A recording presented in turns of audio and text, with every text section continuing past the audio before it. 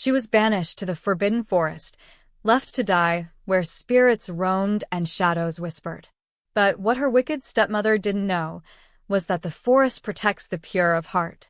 This is the story of Amara, the girl who turned pain into power and kindness into strength.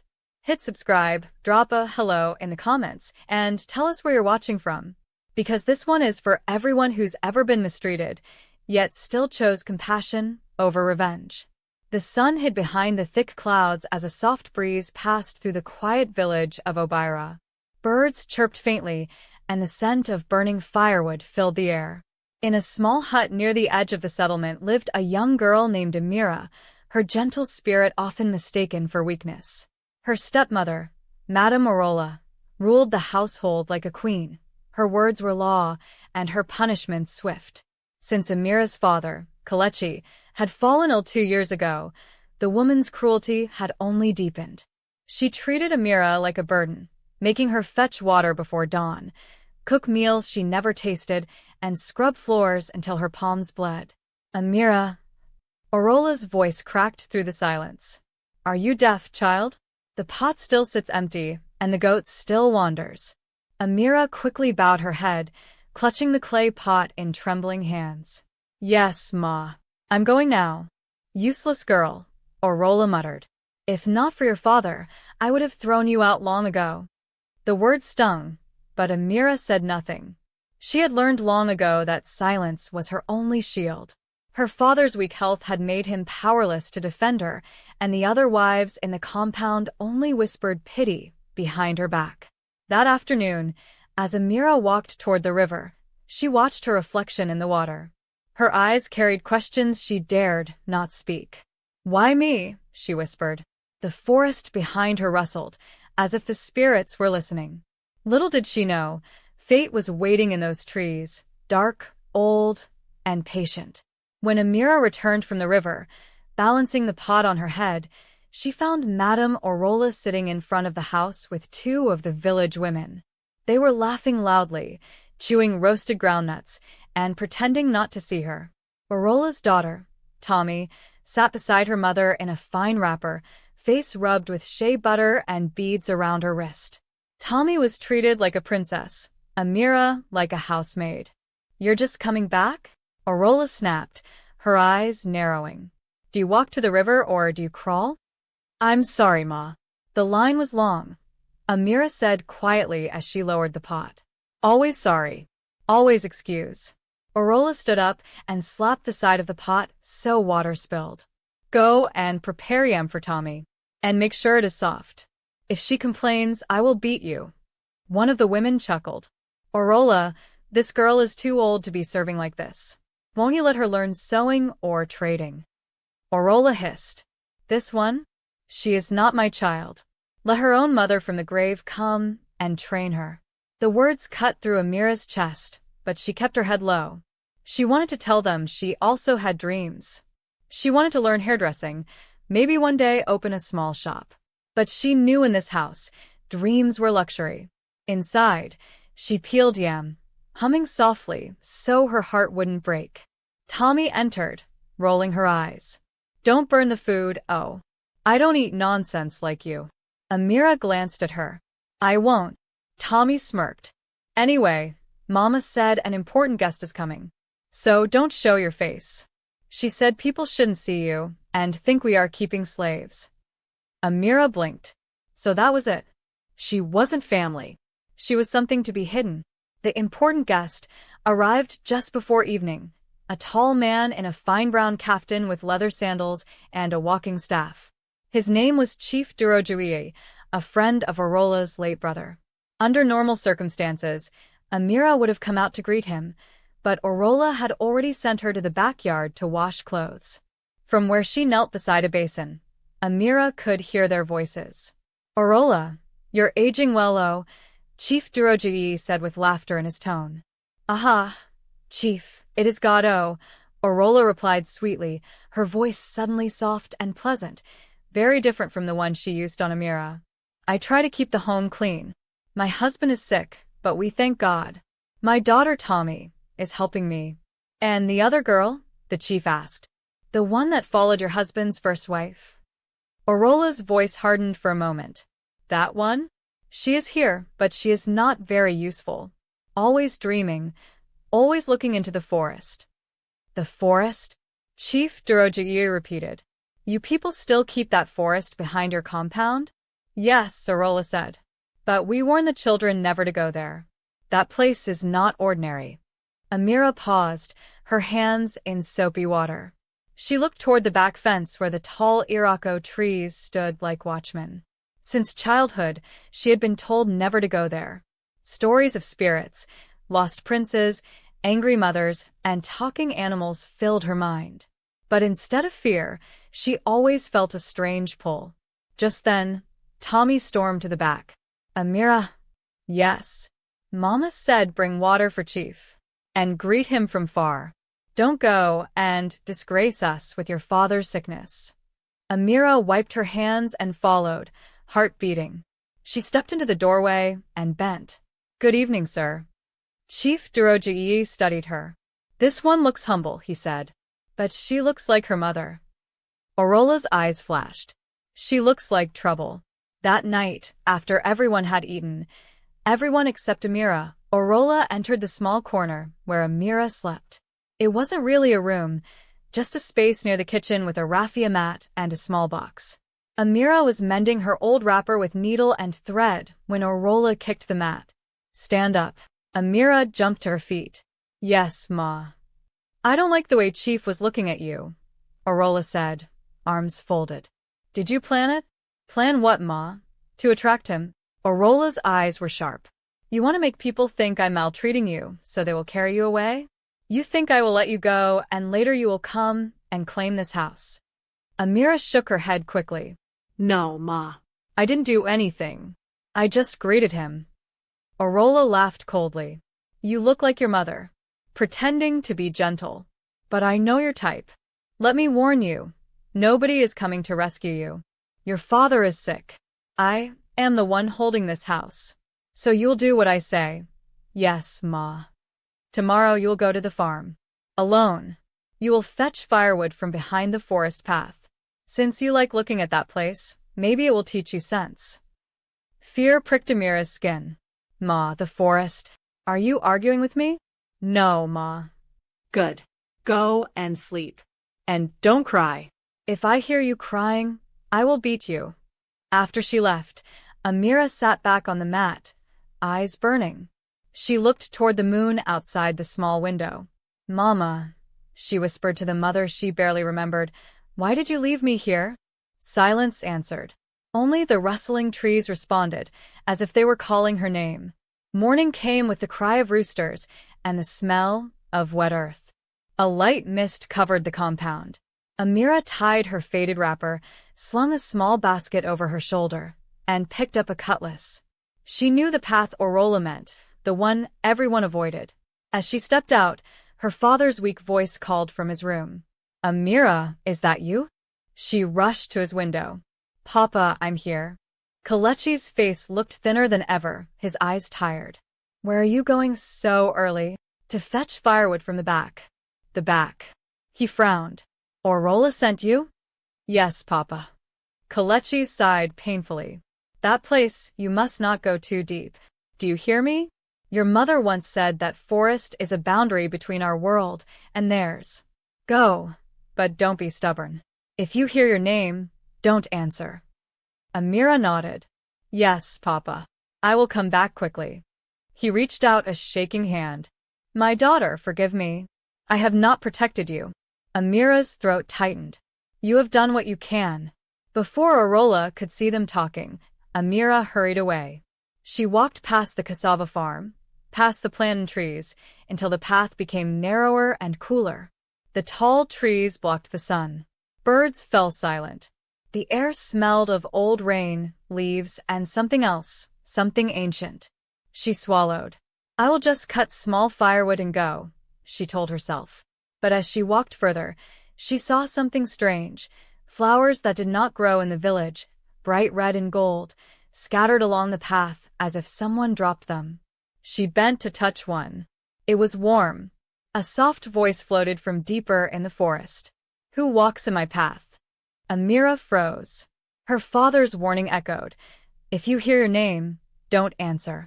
She straightened slowly, heart pounding, and kept walking. The forest seemed to close behind her as she went deeper. The trees stood like guards, and the ground was covered in thick roots that twisted like sleeping snakes. Amara cut a few branches quickly and tied them, but as she turned to go back, she heard another sound, this time not a voice, but crying. It was faint, like a young person sobbing. Amara paused. Hello? No answer. Only the soft whimpering. She knew she should leave. Arola would beat her if she delayed. But something in her heart wouldn't let her walk away from someone crying. She followed the sound, pushing aside branches, until she reached a small clearing. There, sitting on a rock beside an old kola tree, was a young woman dressed in a torn wrapper, her hair long and wild. Her skin glowed strangely, as if the forest light obeyed her. Amira's breath caught. Are you human? The girl looked up, eyes red from crying, but they were beautiful, deep, and knowing. I am not wicked, she said first, as if defending herself. I only wanted to see the world again. Amara blinked. I don't understand. The girl stood slowly. What is your name? Amara almost answered, then remembered her father's warning. Her lips tightened. Why? The girl smiled sadly. You are wise. Your father warned you about the forest. That means your family once knew the ancient ways. Amara was shocked. You know my father? I know many things, the girl said. I have watched your village for long. I have seen how the woman in your house treats you. Amira's eyes widened. You saw? Yes. You have a clean heart. That is why the forest let you in. A chill ran through Amira's body. Who are you? The girl lifted her chin. My name is Lami. I am the daughter of the woman who angered the forest spirits. I have been bound here for many seasons, and today you walked into my prison. Amara stared at Lami, unsure whether to run or stay. The girl did not look dangerous. She looked lonely. Her wrapper was old, but her face was soft, like someone born to royalty and then abandoned. You said you were bound? Amara asked. Lami nodded. Long ago, my mother wanted power. She made a promise to the forest spirits, but did not fulfill it. So they took me and kept me in their realm, between worlds. I cannot leave fully, unless someone with a pure heart enters, someone like you. Amara swallowed. Me? Yes. Lami took a step closer. Your heart is clean. You have suffered, but you do not hate. That kind of person is rare. That is why the forest opened for you. It wants to bless you. Bless me? Amara echoed, shocked. No one ever spoke of blessings for her. Lami smiled gently. But blessings come with courage. Tell me, Amara. This time she said her name as if she had always known it. Do you wish to remain in that house, serving the woman who despises you? Amira's eyes stung. No. Do you wish your father to be well again? Yes. Do you wish your enemies to be exposed? Amara hesitated. I don't like to call people enemies. Lami tilted her head.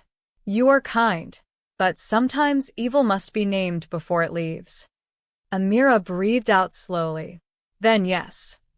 Good. Lami walked to the kola tree and touched it. A faint green light glowed. There is a gift inside this forest. It is not gold, not cloth, not cattle. It is a protection. If you receive it, no one will be able to send you away again. But Amira's fingers tightened around her basket. But what? You must not tell the woman in your house. If she hears of it, she will try to steal it. And if she tries to steal it, the forest will be angry. Amara nodded. I won't tell her. Lami looked pleased. Then listen closely. Lami began to speak like a storyteller. Behind this clearing, there is a stream that does not dry. In that stream, there is a small calabash that always floats in the middle. If you fetch water from that calabash and give it to your father, he will rise from his sickness. If you pour some at the four corners of your house, wicked eyes will be blinded. If you wash your face with it, your true glory will show. Amira's heart leaped. My father can be healed? Yes. Then why didn't you fetch it yourself? Lami's eyes dimmed. I am bound. I can only show. I cannot touch. That is why I cried when I saw you. I knew this was my chance to help someone. Maybe, through that kindness, the forest will remember me. Amara looked toward the deeper trees. Fear and hope mixed in her chest. Will anything attack me? The forest does not harm the innocent, Lami said. But you must go with respect.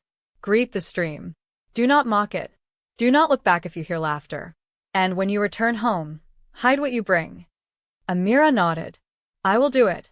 Lami smiled fully now, and for a moment she looked like a spirit of joy.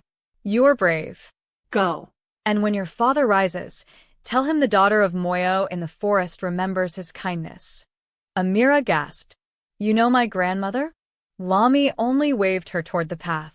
Go now, before the sun gets high. So Amara walked, pushing through the vines until she reached the stream. It was exactly as Lami said, clear, shining, and in the middle a tiny calabash floated as if tied to nothing. Amara knelt. Good morning, river of the old ones, she said respectfully, remembering her father's stories. Please let me take this water to heal my father. The water rippled gently, like an answer. She dipped her gourd and filled it without spilling. As she stood to leave, she heard faint laughter behind her, sweet, tempting, almost like Tommy's voice. Amara? She clenched her jaw and walked faster without turning. The laughter faded. Amara hurried home, clutching the gourd to her chest. Her feet barely touched the ground. When she entered the compound, Arola was sitting outside, pounding yam, her eyes already suspicious. Where have you been all this while? She barked. Amara bent slightly. I went for firewood, Ma. Arola's gaze dropped to the gourd. And what is that? Just water. Amara said quickly. Arola frowned but turned away. Go and give your father food, useless girl. Amara slipped quietly into her father's room. Kelechi was lying still, his breathing shallow. She poured a small portion of the water into a cup and raised his head. Papa, please drink this. He looked at her weakly. Where did you? Please, Papa, just drink, she whispered. He drank slowly. A moment later, his eyes widened. The cough that had rattled his chest eased. His face brightened as color returned to his cheeks. Amara, what did you do? She smiled through tears. I brought you water from the forest. My daughter, he said hoarsely. Whatever you touched, it was not ordinary. Amara nodded, remembering Lami's warning. Don't tell anyone, Papa. Please. He agreed, squeezing her hand. But outside, someone had seen everything. Tommy, peeping through the window, eyes wide with curiosity, that evening, when Arola noticed her husband walking around the compound, she nearly dropped her pestle. Kelechi, she shouted. How are you standing? He smiled. I feel strong again, Arola. I don't understand it, but I am well. Arola looked from him to Amara suspiciously. What did this girl do? Amara bowed her head. I only gave him water, Ma. Water from where? From the river. Arola crossed her arms. Which river? You think I don't know? Ordinary river water cannot do this. Kelechi intervened. Arola, leave her. God may have used her hands. But Arola's mind had already turned dark with envy. That night, when everyone slept, she woke Tommy and whispered, You saw something, didn't you? Tommy nodded eagerly. Mama, she gave him something from a gourd. A gourd? Yes. She brought it from the forest. Arola's eyes narrowed. The same forest I sent her to? Yes, Mama. Arola grinned. Then that forest holds power. And if power lives there, it belongs to me. The next morning, Arola pretended to be kind. She cooked porridge and even offered Amara a small portion. My daughter, she said sweetly, I was too harsh before. Forgive me. Amara looked confused but smiled politely.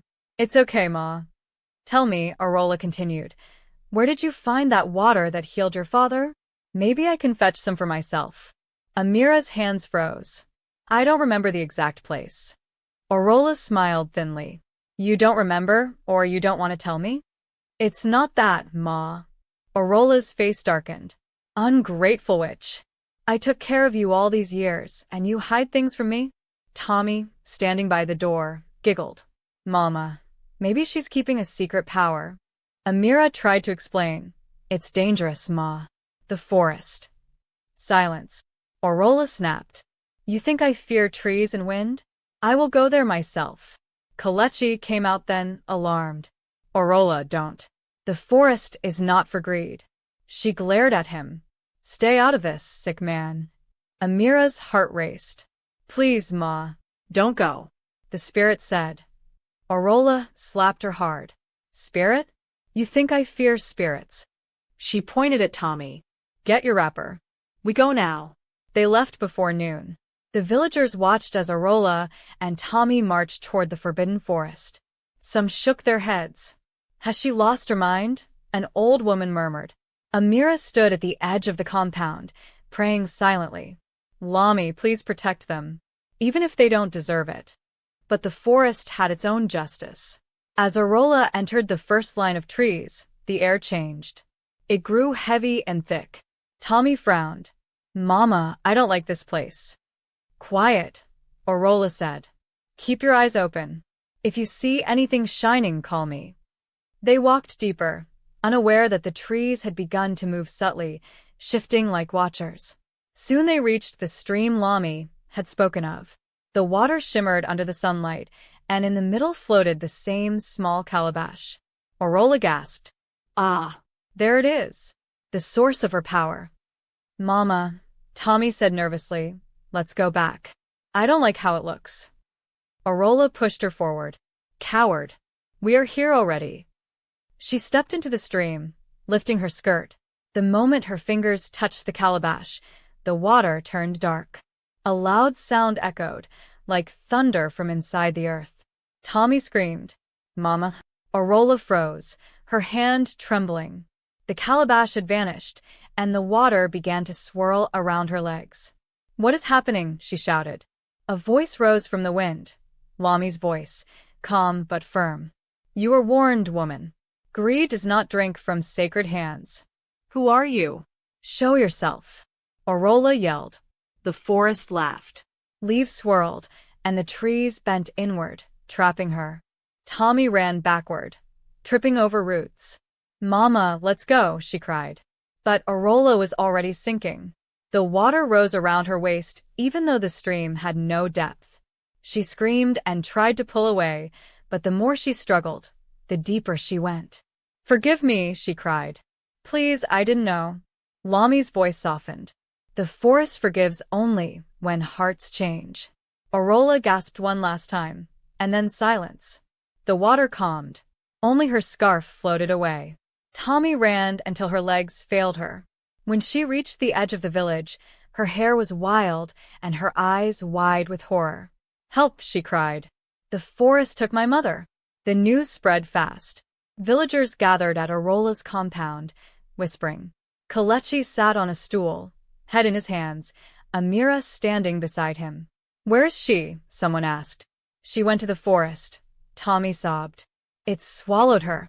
Old Mama Adunni, the village elder, shook her head. We warned her. The forbidden forest does not take kindly to arrogance. Amara said softly. I tried to stop her. Kalechi looked at her.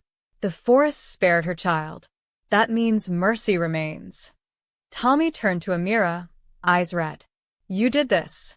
You bewitched her. Amara stepped back, hurt. No, I didn't. Yes, you did. Tommy screamed. You brought something from that place. Now she's gone. Kalechi raised his voice. Enough. The forest has taken what it will. No more blame. Tommy ran off crying, and the crowd slowly dispersed. That night, the house was silent except for the crickets. Amara lay awake, staring at the roof, feeling both sorrow and relief. Lami, she whispered. Was this your plan? The wind outside answered softly, carrying the scent of flowers. Days passed. The villagers began to treat Amara differently. Some came to greet her father, bringing food and gifts, saying, Your daughter must be favored by the spirits. But Amara remained humble. She spent her days tending to her father and helping the neighbors. One morning, she returned from the market to find Tommy sitting outside looking lost. "Tommy," Amara said gently, "you haven't eaten since yesterday." Tommy glared. "Why do you care?" "Because you're my sister." Tommy's lip trembled. "You took my mother." Amara sat beside her. "No." "The forest did. But maybe it wanted to teach us something." Tommy looked away. "I don't want lessons. I want Mama back." Amara sighed. "So do I." "But we can't undo what's done. Let's start again." Tommy didn't reply, but when Amara handed her roasted plantain, she took it quietly. That night, Kelechi called Amara into his room. His voice was calm but serious. "My daughter," he began, "you have seen how kindness and patience protect you. The world is full of people like Aurora, people who hurt because they fear. Never let their fear change your heart." Amara nodded. "I understand, Papa." He smiled faintly. "Your mother would be proud. She always said one day the forest would balance what was wrong." Amara touched his hand. "Do you think Mama saw it happen?" Kelechi closed his eyes. "She did." The spirits of the righteous never sleep. Outside, the moon shone bright over the compound. Somewhere in the forest, a soft voice hummed. A woman's voice, gentle and distant. Amara looked toward the trees and whispered, "Thank you, Lami." A small breeze brushed her face in reply. The years that followed changed everything. Amara grew into a confident woman. She opened a small herb shop by the market, using what she learned from the forest to heal others. People came from distant villages to buy her medicine.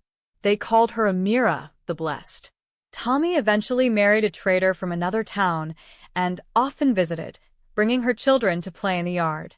Each time she did, she would tell them, "Be kind to those who have little. Pride destroyed your grandmother." The forest behind the house remained untouched. No one dared cut its trees or fetch water from its stream. Some nights, villagers said they saw a soft glow there and a woman's laughter echoing gently. Amara would smile whenever she heard that. She knew Lami was free now. One evening, as Amara closed her shop, a stranger approached, a tall woman in a blue wrapper, eyes bright like stars. "Good evening," the woman said. "I was told you heal the sick." "Yes," Amara replied kindly. "What troubles you?"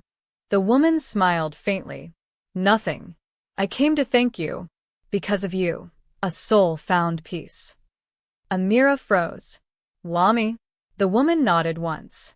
"I am free now. The forest rests." Amira's eyes filled with tears. "Thank you for saving my father." "You saved yourself," Lami said softly. "Never forget that light only grows where kindness lives."